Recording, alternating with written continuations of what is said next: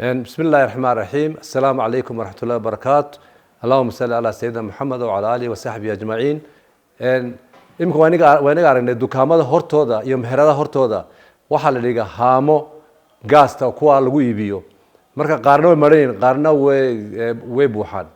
Marka haamahaasi waxay halis yihiin inuu gaari galo buuxa iyo ka maranba labadoos khatar. Waliba wax khatar weyn ka maran. Misalan maalin dhaweyto gaari ba xoog u socday wuxuu duqeeyay maxaa la haamo hor yaala meherad. Marka nasiib waxba ma noqonin laakiin gaarigii uu dul fuulay haami buu dul fuulay.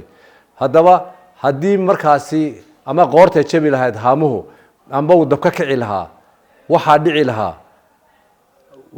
khatar weyn baa dhici lahaa.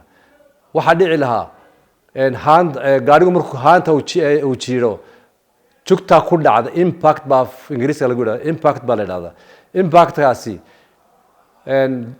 gaasta soo baxda amba dareeraha soo baxa markaaba markuu la kulmo wax friction la yiraahdo. Frictionku waa istaabashada labada bir ee gaariga iyo haamaha. Waxa ka dhaxdhacaya qarax aad u weyn.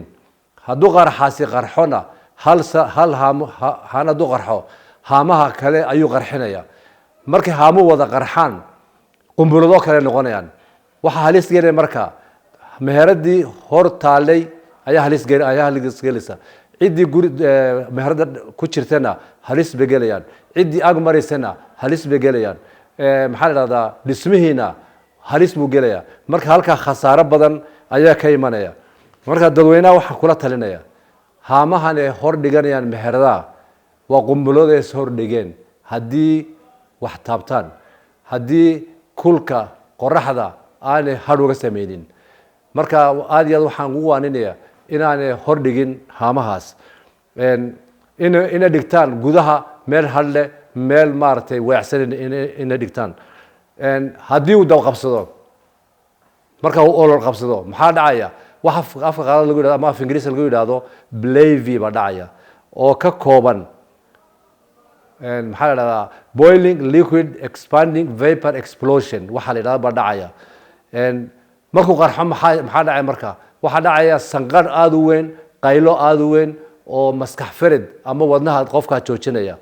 waxa dhacaya waxa la yiraahdo concussion hoohi waxa la yiraahdo dab iyo hirar aad xoog u soo baxa oo laaya wuxuu la kulmay marka